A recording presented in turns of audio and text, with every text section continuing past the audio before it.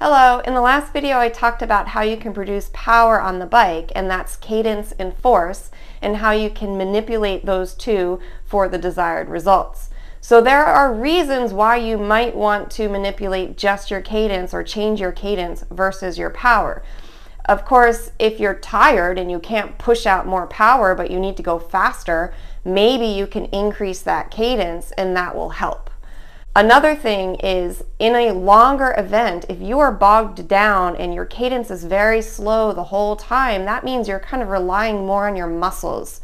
You have to have more force. If your cadence is low, your force has to be high to create the same power.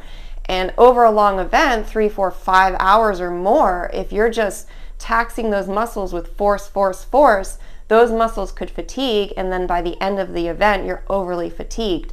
So when you're doing longer events, I do want you to think about, okay, how can we evenly tax these systems? The muscular system, which is sort of the force, that's how much your muscles are working. So lower cadence is going to make your muscles work more, versus your cardiovascular system, that's like your heart and your lungs. Higher cadence is going to tax that more.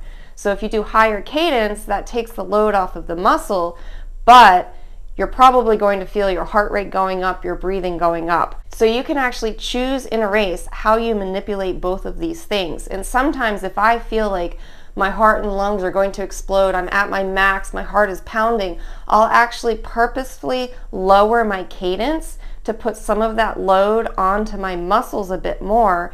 And if you try this, you might find that lowering your cadence also results in a lower heart rate. I see that with my athletes all the time, and I have them do cadence practice where I'm having them hold a set power, but sometimes at high cadence, sometimes at low cadence, and I'm watching that heart rate trend, and it's so interesting. The higher cadence, higher heart rate; lower cadence in general for most athletes, lower heart rate. So if you feel yourself about to blow up your heart and lungs, lower your cadence. Now, a time when you might want faster cadence is for a very spicy, pace-changing, shorter ride. This is like a criterium, okay? So the reason a faster cadence is really good in this type of ride is because the pace changes can be very sudden and fast. And if you're already on top of that gear spinning fast, all you have to do is spin a little bit faster and boom, your bike goes, okay? But if you have a slow cadence, it's going to take you a while to get on top of that gear and gain speed.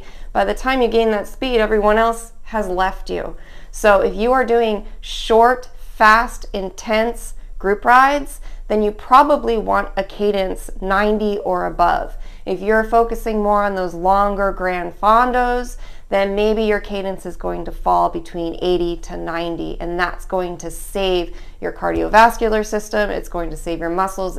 80 to 90 is a good sort of compromise to load both of those systems equally over the long term. Please check the next video. It will come out in about a week, and I'm going to talk about how you can practice manipulating your cadence and your power, and really it comes down to effective shifting. If you can shift effectively, you can play with your cadence and power as you'd like. So next week, we're going to talk about how to practice shifting.